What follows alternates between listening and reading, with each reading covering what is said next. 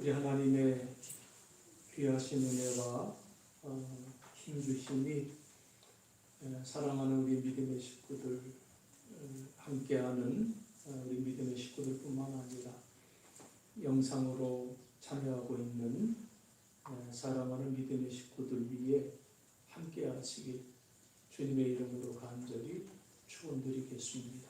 아멘. 또한 하나님의 크신 위로하심이 우리 지난주 하나님의 부르심을 받은 최정민 권사님의 가족들과 그리고 평소에 우리 최정민 권사님을 사랑하셨던 우리 믿음의 식구들 위해 하늘의 위로와 그리고 하늘의 소망이 함께 하시기를 주의 이름으로 또한 축원드리겠습니다.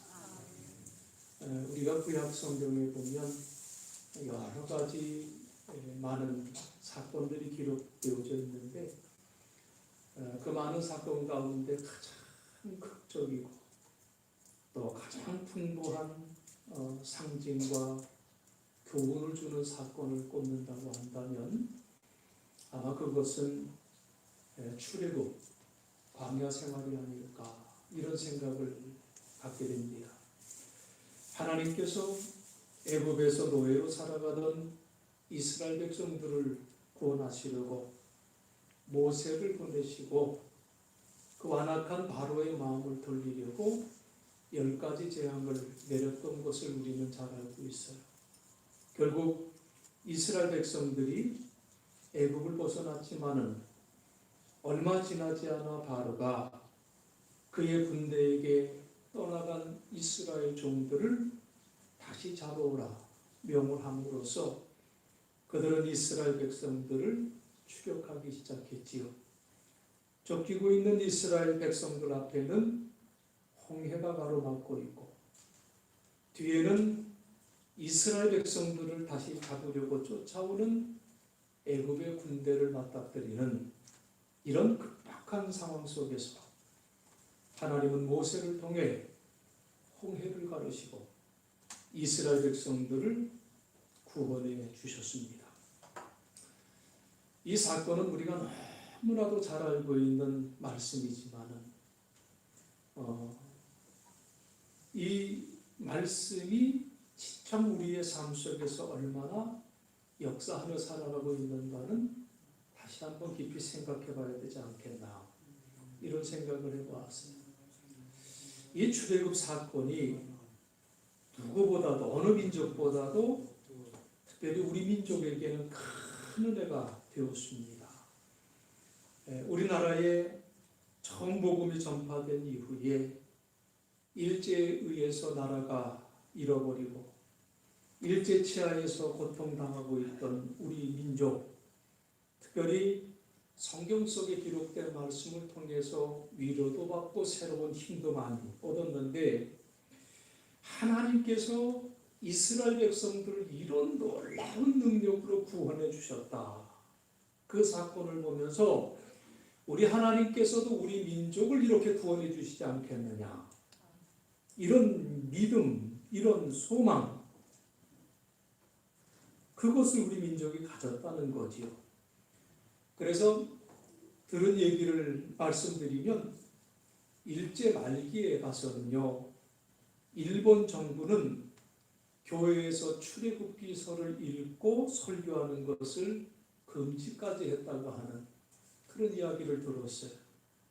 여러분, 출애굽 사건은요, 신앙적인 측면에서 볼 때 전적인 하나님의 은혜.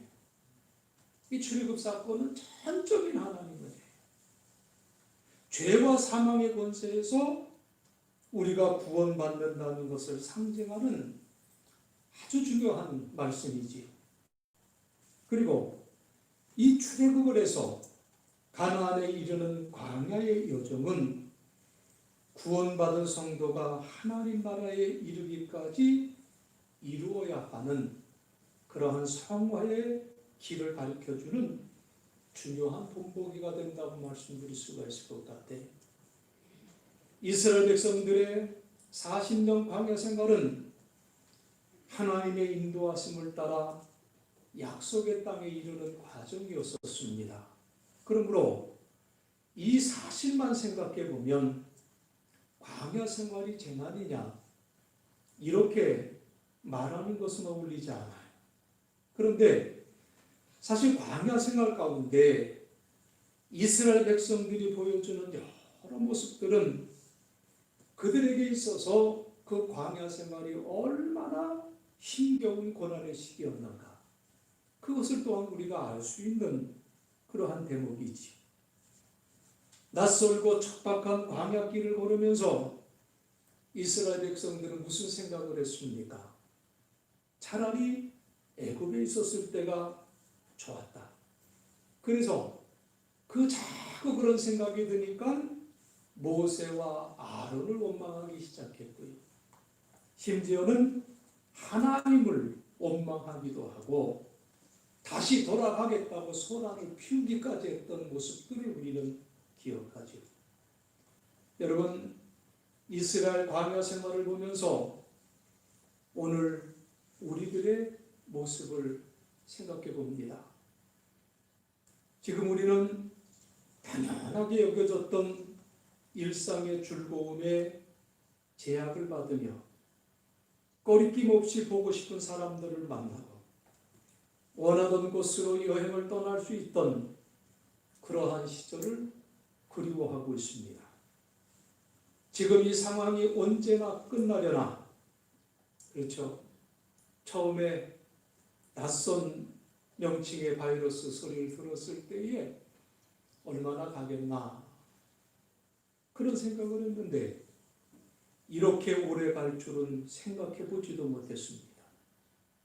하루하루 힘들게 보내고 있어요.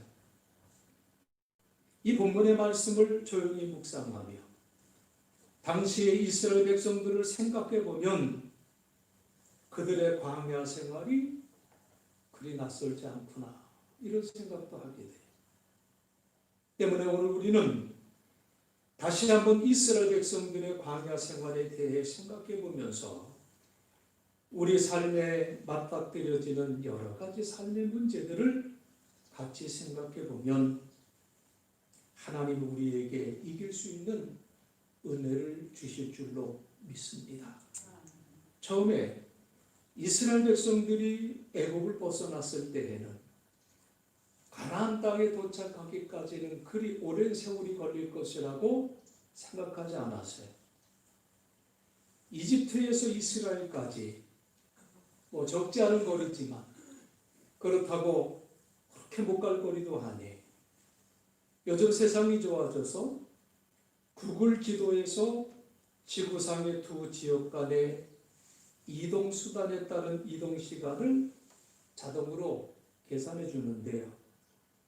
이집트의 수도 카이로에서 예루살렘까지 이동 시간을 검색해 보니까 직선 거리로 하면 4,200km 정도인데 실제로 이동할 수 있는 경로는 720km 정도가 되고 운전을 해서는 9시간, 걸어서는 148시간이 나온다고 이렇게 보여주고 있습니다. 그렇기 때문에 광야 40년이라는 것은 단순한 이동의 시간과 경로의 문제가 아니라 하나님의 특별하신 뜻이 담겨져 있다는 것을 우리는 알 수가 있습니다. 민수기서를 보면 하나님이 이스라엘 백성들에게 40여 년간 광야를 방황하게 하신 이유가 그들의 불신앙 때문이라고 말씀을 하고 있어요. 여러분들이 잘 아시는 대로 이스라엘 백성들은 애굽을 떠나 먼저 시내산에 도착하지요. 그곳에서 우리가 잘 아는 십계명, 그 십계명을 받은 후에 다시 시내산을 떠나서 얼마 가지 않아 가나안 가까이 이르게 되었고 가나안 땅에 들어갈 준비를 하기 위해서 정탐꾼을 보냅니다. 그런데 12명의 정탐꾼 중에 10명이 전해주는 부정적인 보고를 듣고 백성들은 하나님을 원망하고 모세와 아론을 비난했습니다. 하나님은 그들의 불신앙을 보시고 그들을 다시 광야로 돌이키게 하시고 정탐꾼들이 가나안 땅을 정탐했던 40일을 하루의 1년을 계산해서 하나님을 원망하던 기성세대가 다 광야에서 죽게 될 때까지 40년을 광야에서 방황하게 하셨어요. 그렇게 보면 광야 생활 40년은 하나님의 징계와 심판이었다고 말씀할 수도 있어요. 그러나 오늘 본문의 말씀인 신명기는 조금 다른 관점에서 우리에게 하나님의 뜻하심이 무엇인가를 우리에게 보여주고 있습니다. 오늘 본문 5절에도 광야 40년이 하나님의 징계라고 하나님이 자녀들을 교훈하시고 바로 잡기 위한 징계라는 말씀을 하셨어요. 그런데 2절에 보면 이는 너를 낮추시며 너를 시험하사 내 마음이 어떠한지 그 명령을 지키는지 지키지 않는지 알려 하시니라 말씀을 했고요. 3절에 보면 너를 낮추시며 너를 줄이게 하시며 또 너도 알지 못하며 내 조상들도 알지 못하던 만나를 내게 먹이신 것은 사람이 떡으로만 사는 것이 아니요 여호와의 입에서 나오는 모든 말씀으로 사는 줄을 내가 알게 하려 하심이라고 말씀을 했습니다. 광야 40년이 바로 이스라엘 백성들을 겸손하게 하시고 하나님을 의지하게 하시는 연단과 훈련의 기간이었다고 하는 것을 우리에게 분명하게 말씀해 주고 있습니다. 그리고 4절에서 이 40년 동안에 내 의복이 헤어지지 아니하였고 내 발이 부르트지 아니하였느니라 말씀하면서 이 광야 생활이 하나님의 특별한 은혜를 받았던 시간이었음을 성경은 우리들에게 가르쳐 주고 있습니다. 호세아나 이사야 같은 선지자들은 이스라엘 백성들의 광야 생활을 하나님과 이스라엘 백성들 사이에 일종의 신혼기간으로 비유를 했어요. 시내산에서 하나님과 영원한 언약을 맺고 광야 생활을 통해 그 언약을 지키시며 베푸시는 하나님의 특별하신 사랑을 경험했던 기간으로 보았기 때문에 그들은 그렇게 신혼기간으로 비유를 했습니다. 자, 그렇다면 오늘 우리들은 어떻습니까? 코로나19가 하나님의 징계다, 하나님의 연단이다, 인간의 교만의 산물이다 등등 여러 가지 판단들을 우리들은 합니다. 그런데 여러분, 우리가 하나님 주신 말씀을 다시 한번 깊이 묵상하면서 깨달아야 될 것이 있습니다. 우리가 겪고 있는 이 상황 속에서 하나님의 징계도 깨닫고 하나님의 연단해 주심도 깨닫고 또한 보호해 주시는 하나님의 은혜도 우리 모두가 다 깨달아야 될 줄로 믿습니다. 분명 이러한 모든 상황들이 하나님이 지으시고 잘 돌보도록 인간들에게 맡겨주신 창조 세계의 질서를 깨뜨린 인간의 교만에 대한 하나님의 징계이기도 하고요. 우리의 지나친 욕망을 절제하게 하시고 우리를 겸손하게 하시는 하나님의 연단이기도 하고요. 우리가 오직 하나님만을 바라고 하나님을 더욱 의지하게 하시는 하나님의 은혜의 손길이기도 합니다. 이렇게 광야 생활과 우리의 상황을 비교해 볼 수 있지만 적어도 두 가지 면에서 광야 생활과 우리 상황 사이에는 두 가지의 큰 차이가 있습니다. 첫째로 광야의 이스라엘 백성들은 어디로 가는지 그리고 그들의 미래에 어떤 일이 기다리고 있는지 그들은 분명히 알고 있었다고 하는 사실. 오늘 본문에서도 우리 하나님은 이스라엘 백성들에게 하나님이 인도하시는 아름다운 땅에서 하나님을 찬송하게 될 것이라고 말씀하시면서 해피엔딩의 약속을 주고 계시는 것을 우리가 보게 돼요. 그리고 두 번째로 그들은 광야 생활이 얼마가 걸릴 것인지도 분명하게 알고 있었다는 거예요. 앞서 살펴본 대로 하나님은 이스라엘 백성들에게 가나안 땅에 이르기까지 40년의 광야 생활을 해야 한다고 말씀을 하셨어요. 하지만 우리는 앞으로 이 코로나 이후에 어떤 세계가 펼쳐질지 그저 여러 가지로 추측과 상상을 해볼 뿐이고 앞으로 얼마나 오랜 시간을 이렇게 보내야 하는지에 대해 누구도 확실하게 이야기하지를 못하고 있습니다. 그런데 여러분, 앞으로 이 바이러스로부터 벗어나기까지 얼마나 오랜 시간이 걸릴지에 대해서는 우리가 알 수 없을지라, 아직까지는 모른다 할지라도, 그러나 우리가 어디로 가게 되는지 혹은 우리가 어디로 가야 하는지에 대한 문제에 있어서는 조금 다른 차원에서 우리가 생각해 볼 수 있어야 됩니다. 여러 방면의 전문가들이 여러 가지 예측들을 내놓고 있어요. 그러나 우리는 우리의 미래는 이런 전문가들의 예측 속에 있는 것이 아니라 우리의 미래는 하나님의 손 안에 있고 하나님의 은혜 안에 있다고 하는 사실을 우리는 잊어서는 안 될 줄로 믿습니다. 그리고 우리를 사랑하시는 하나님, 때로는 우리를 징계하시고 연단하시지만 그 모든 과정을 통해서 우리에게 가장 좋은 길로 인도하시는 하나님이시라고 하는 사실. 여러분, 이것을 꼭 붙들고 사시기 바랍니다. 어떤 분들은 우리들에게 벌어지는 여러 가지 일들이 성경에 예언된 종말의 사건을 보는 것 같다고 걱정하기도 해.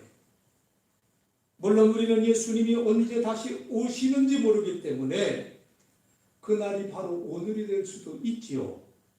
그러나 성경이 말하는 종말은 하나님의 자녀들에게 우리의 구원이 완성되고 하나님 나라의 영광과 축복을 누리게 되리라는 하나님의 은혜로운 약속이 있습니다. 앞으로 얼마나 오랫동안 우리가 바이러스에 시달릴지 아무도 모르지만 중요한 것은 우리가 지금 어떤 상황 속에 있고 앞으로 우리에게 어떤 일들이 벌어지든지 간에 우리는 성경을 통해서 하나님이 우리를 어디로 인도하시는지를 알 수 있다고 하는 이 사실이에요. 우리가 어디로 가야 하는지를 알 수 있습니다. 우리가 하나님의 인도하심을 따라 부단히 그 길을 가야 한다고 하는 것은 우리가 절대로 놓쳐서는 안 된다는 사실이에요. 많은 것이 변했고요. 그리고 또 많은 것이 변할 거예요. 그러나 변하는 것은 본질적인 것이 아닙니다. 우리가 추구하는 것이 뭡니까? 변하지 아니하는 진리의 세계인 줄로 믿습니다. 앞으로 어떻게 될 것인가를 예측하는 것도 필요하지만 그보다 더 중요한 것은 앞으로 어떻게 되어야 하는가에 대한 우리의 결단과 의지와 믿음이 더 중요하다는 사실을 여러분 잊지 마시길 간절히 바랍니다. 여러분 생각해 보세요. 여러분 살아가면서 많은 예측도 해봤고 많은 계획도 해봤을 거예요. 근데 여러분이 생각했던 계획과 예측이 여러분이 생각한 것만큼 얼마나 맞아갔습니까? 어차피 우리 인생에는 우리가 예측하지 못한 수많은 일들이 일어나고 또 일어나게 되어져 있습니다. 그러나 돌발적으로 일어나는 일들에 좌절하거나 낙심하지 않고 끊임없이 자신의 꿈과 비전과 이상을 향해 전진하는 사람들이 지금까지 인류의 역사를 이끌어 왔습니다. 여러분, 오늘날의 시대는 장거리 여행 수단으로 비행기가 이용이 되고 있지만, 그러나 비행기가 나오기 이전에는 선박이 장거리 여행의 가장 효과적인 방법이었었습니다. 그런데 놀라운 것은요, 전기선이 등장하기 전에도 이미 15세기부터 수백 년 동안 수많은 사람들이 바람과 해류를 이용해서 전 세계 곳곳을 다니며 소위 대항해 시대를 열었다는 사실이지요. 상식적으로 우리가 생각해 보면 동력기관이 없이 바람과 해류를 거슬러서 장거리 항해를 한다는 것이 가능한 일이냐? 그 쉽지 않은 일이죠. 그런데 이미 15세기에 스페인과 포르투갈 사람들은 전 세계를 무대로 활동하기 시작했습니다. 스페인 사람들은 서쪽으로, 포르투갈 사람들은 동쪽으로 새로운 항로를 개척을 했는데, 이곳저곳 다니면서 이들이 식민지를 삼고 못된 짓도 많이 했지만 이미 15세기부터 전 세계가 바닷길을 통해 하나로 연결되기 시작했다는 사실이에요. 그런데 이 전 세계를 연결하는 새로운 바닷길을 개척하는데 최초로 사용되었던 배를, 그 배를 카라벨선이라고 이렇게 얘기를 합니다. 아마 그 유형 모양일 것 같아요. 카라벨선이다, 카라벨이라고 부르는데, 원래는 연안 어업용 배였지만 이 배를 조금 대형화시켜서 포르투갈의 엘리케 왕자가 추진했던 신항로 개척에 활용이 되어서 대항해 시대를 열게 했던 배예요. 자, 그런데 연안 어업용 배를 대형화시켰던 배라고 이렇게 기록이 되어져 있는데, 그 배의 크기를 기록을 보니까 30m 정도래요. 30m 안팎이면 저쪽에서 요것 정도, 조금 더 될까 말까 할 정도. 조그만 배예요. 우리가 생각해 봅니다. 지금의 기준으로 보면 아주 작은 배지요. 그런데 특이한 것은 이 배에는 이 돛대, 그러니까 돛이 두 개가 있다고 합니다. 앞부분에는 삼각형으로 된 돛이 달려 있고 뒷부분에는 사각형으로 된 돛대가 있다고 해요. 그 쓰임새가 어떻게 되는가 하면, 사각돛은 순풍을 받을 때에 펼쳐져서 전진하는 데 사용되는 게 이게 사각돛이라고 해요. 그런데 이 삼각돛은 어떻게 쓰여지느냐? 인류의 지혜를 잘 보여주는 대표적인 발명품 가운데 하나라고 볼 수가 있는데, 이 바람이 역풍이 불게 되면 이 사각돛대를 내리고 이 삼각돛대를 세워서 이 방향을 이렇게 조절하고 이렇게 조절하고 저렇게 조절하면 오히려 역풍이 오는데 그 역풍을 받아서 지그재그로 앞으로 나가게 되어져 있다고 합니다. 이렇게 순풍이 불던 역풍이 불던 계속해서 전진해 가면서 또 해류의 흐름을 잘 이용해 가면서 그 옛날 600~700년 전부터, 그 시절부터 지구상 어디든지 원하는 곳으로 이동할 수가 있었다는 거예요. 참으로 놀라워요. 참으로 놀랍다, 그런 생각을 하는데, 한편으로 어떤 생각을 하냐면, 바람이라고 하는 것은 이쪽으로 불기도 하고 저쪽으로 불기도, 이게 바람이에요.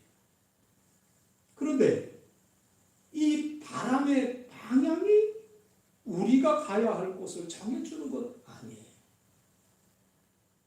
우리는 가야 할 곳으로 가기 위해서 바람을 이용하는 것 아니겠습니까?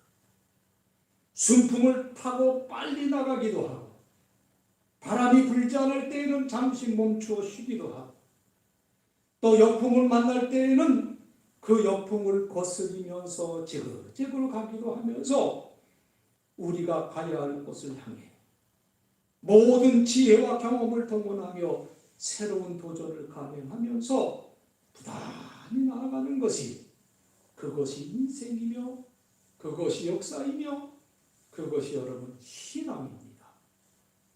그것이 신앙. 여러분 2차 세계대전에 비유가 하나 있는데요. 독일이 유럽에서 전쟁을 시작하던 초기까지만 해도 영국과 미국은 어느 편에 설 것인가를 결정하지 않았다 그래요. 독일이 순식간에 전투기와 탱크를 앞세워서 그냥 전격적으로 서유럽 대부분을 정복하게 되자 영국 정부 내에서는 유럽 대륙의 전쟁에 더 이상 휘말리지 말고 독일과 그냥 평화조약 맺들고 그저 불가침조약 맺들고 그냥 독일과 종전선언을 하고 그저 그냥 우리 좀 편하게 살았으면 좋겠다, 이런 의견을 가진 영국 사람들이 참으로 많았다고 합니다. 그리고 그것이 전쟁의 소용돌이 속에서 영국을 지키는 길이라고 그들은 생각을 했다는 거죠. 미국의 경우에도요, 바다 건너에 있는 유럽 전쟁에 휘말리지 말고 싸움이 났으니 무기나 팔아서 돈이나 버는 것이 가장 좋은 방책이다, 이런 생각을 가진 사람들이 많았다 그래요. 그래서 일본도 이러한 미국의 여론을 잘 알고 있었기 때문에 진주만을 공격할 때에도 미국과 장기전, 전면전을 할 것이라고 하는 것은 일본도 꿈에도 상상하지 못했다는 거예요. 그래서 이 미국은 전쟁에 휘말리는 것 원치 않을 터이니까 일단 기습을 해서 우세한 고지를 점령하고 난 후에 협상을 통해 그동안 일본이 점령한 지역에 대해서 국제적인 인정을 받으려고 했던 것이, 이것이 원래 일본의 의도였다는 얘기예요. 그런데 영국의 수상 윈스턴 처칠이나 미국의 대통령 프랭클린 루즈벨트의 생각은 달랐다는 거지요. 그들은 히틀러의 나치당과 일본 제국주의자들이 자유세계를 위협하는 악한 세력이라고 하는 확신을 그들은 가져요. 그렇기 때문에 어떤 희생을 치러온다 할지라도 그들을 제압하는 길 외에는 다른 길이 없다는 생각을 하게 됩니다. 독일의 나치당이나 일본의 제국주의자들은 영국과 미국이 그렇게 강력한 결의를 가지고 반격할 것이라고 하는 것은 예상하지 못했다는 거지요.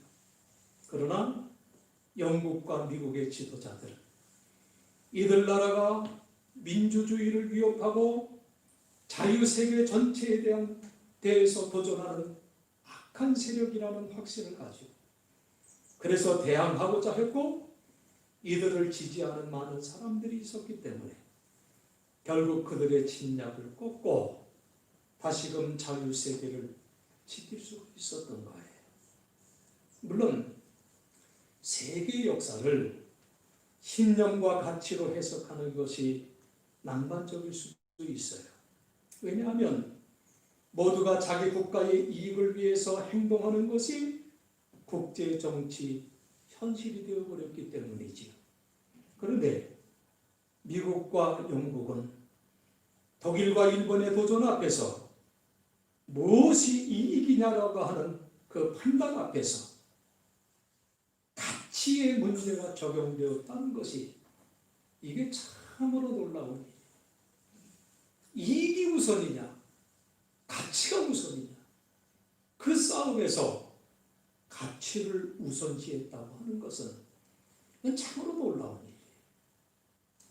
나치나 일본 제국주의를 타협의 대상으로 놓고 국가의 이익을 추구할 수 있어요. 이미 유럽의 대부분을 정복한 독일이나 이미 아시아의 주요 지역들을 정복한 일본을 현실적인 대세로 받아들인다면 미국이나 영국은 어떤 희생도 치르지 않으면서 자국의 이익을 도모할 수 있는 길이 열려져 있었겠지요. 그렇다면 영국과 미국에는 큰 해가 가지지 않았는지는 모르겠지만 지금 지구상에서 아마 유대인들은 다 멸절되었을 것 같고요. 우리나라는 아직도 일본의 식민지, 어떻게 보면 일본의 하나의 영토로 귀속될 수밖에 없었지 않겠나, 그런 생각을 갖게 돼요. 사랑하는 성도 여러분, 우리는 정말 깊이 생각할 수 있어야 됩니다. 어떤 위기가 닥치든지 이제 나는 어떻게 되나, 이제 이 세상은 어떻게 되나, 이렇게 생각하는 한에서는 답이 없습니다. 어떤 위기가 닥치든지 나는 이렇게 해야 된다, 이 세계는 이렇게 되어야 한다, 가치와 믿음이 이것이 우리에게 답을 줄 수 있다고 하는 사실이에요. 하나님이 광야 생활을 하는 이스라엘 백성들에게 가르치신 것은 광야에서 생존법을 가르치신 것이 아니잖아요. 하나님께서 그들을 광야에 밀어놓고 생존법을 가르치신 것이 아니라 그 광야에서 가르치신 것이 하나님의 계명과 하나님의 율법이었다고 하는 이 사실을 우리가 잊어서는 안 돼요. 그것을 따르면 광야에서도 살 수 있는 것이고 그것을 따르지 않으면 광야를 지나갈 수 없다는 말씀이에요. 이스라엘 백성들은 그 40년의 세월을 그저 광야 생활에 적응하느라고 허송하지 않고 하나님의 뜻에 따라 순종하는 연단과 은혜의 과정으로 보내었기 때문에 그들은 하나님의 인도하심을 따라 마침내 약속의 땅에 그들은 도달할 수 있게 되었어요. 여러분, 바이러스든 그 무엇이든 우리의 인생에 뜻하지 않은 난관에 봉착하게 될 때에 우리가 생각해야 될 것이 여러분 무엇입니까? 이 기회에 다시금 잠시 우리의 일상을 멈추고 내가 걸어온 길, 우리가 걸어온 길을 되돌아보며 하나님의 성경을 통해 우리에게 가르쳐 주시는 것이 무엇인지 깊이 생각할 수 있습니다. 그래서 이제 앞으로 우리는 어디로 가야 하는지를 결단해야 될 줄로 믿습니다. 하나님께 경배와 찬양을 드리는 것은 어떤 상황에서든지 해야 하는 것이기 때문에 온라인이든지 오프라인이든지 개인의 삶의 자리에든지 함께 모여 서든지 방역수칙이라고 하는 새로운 환경에 적응해 가면서도 하나님께 경배하고 찬양하는 삶, 이것은 그쳐서는 안 될 줄로 믿습니다. 사람과 사람 사이의 신앙적인 인격적인 교제에 참으로 소중한 것이기 때문에 모이기 힘들고 여러 가지 장애가 있다 할지라도 서로 관심을 가지고 신뢰하면서 소중한 사람들과 삶을 함께 나누며 위로하는 삶을 이어가야 될 줄로 압니다. 인간의 욕망은 자제해야 하는 것이기에 여러 가지 제약들을 감사한 마음으로 받아들이고 이번 기회에 자신의 삶을 재조정하며 불필요한 잔가지들을 쳐내며 삶의 우선순위를 더 경건하고 진실되게 바꿔야 될 줄로 합니다. 이 지구의 환경은 지켜가야 하는 것이기 때문에 이번 기회에 자연 환경을 보존하는 책임을 각성하고 더욱 생태계와 또 환경을 보존하는 데 우리가 힘써야 될 줄로 압니다. 지금 우리가 어떤 상황 속에 있든지 앞으로 우리에게 어떤 일이 닥치든지 우리는 계속해서 사랑해야 하고 꿈을 꾸어야 하고 하나님이 우리들 각자에게 주신 재능과 은사를 개발해야 되고 어떤 상황 속에서든지 우리는 복음을 전해야 될 줄로 믿습니다. 건전한 시민 의식을 가지고 각자의 방법으로 이 세상이 더 나은 세상이 되도록 기여하며 살아가야 될 줄로 믿습니다. 더 정의롭고 더 정의로운 세상을 만들어야 하고 어려운 사람들에게 도움의 손길을 베풀어야 하고 하나님이 맡기신 이 세상의 생태계와 환경을 보존하고 하나님의 은혜를 전하는 삶을 살아야 될 줄로 믿습니다. 사랑하는 성도 여러분, 코로나 바이러스가 우리의 삶을 아무렇게나 마구잡이로 변화시키듯 우리가 내어줘서는 절대로 안 됩니다.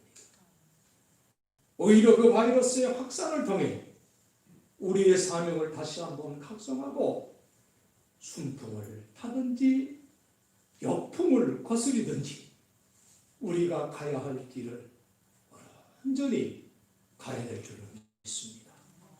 많은 것이 달라질지라도 또 어쩌면 달라져야 할 것이 별로 달라지지 않을지도 모르겠지만 우리가 그저 세상의 추세와 흐름에 편승하려고만 한다면 그저 예측하고 따라가기만 한다면 어쩌면 정말로 중요한 문제들이 별로 달라지지 않을 수도 있습니다. 세상이 변해도 우리에게는 변하지 않는 사명이 있어요. 세상이 변하지 않아도 그 세상에 도전하고 거스리며 변화시켜야 할 것을 변화시켜야 하는 것이 또한 우리의 사명입니다. 이스라엘 백성들이 광야에서 인도하신 하나님이 오늘도 우리를 인도하고 계신다는 사실을 여러분 한시도 잊지 마시길 주의 이름으로 축원합니다. 하나님이 이스라엘 백성들에게 광야 생활을 허락하심으로 그들을 연단하시고 하나님의 말씀에 순종하는 새로운 백성들로 거듭나게 하소서. 이같이 오늘 우리도 우리의 삶을 재정비하며 우리 인생과 신앙의 본질을 생각하며 우리가 마땅히 나가야 할 길을 찾아 담대하게 한 걸음 한 걸음 전진할 수 있는 저와 여러분 되어지기를 간절히 바랍니다. 하나님 뜻을 따라 순종하며 우리가 마땅히 가야 할 길을 가며 우리에게 주신 비전과 사명을 이루어가며 이 세상을 하나님이 기뻐하시는 세상으로 변화시켜가는 그 큰 은혜가 여러분의 삶 속에 우리 사랑하는 믿음의 식구들 위해 함께 하시길 주님의 이름으로 간절히 축원드리겠습니다.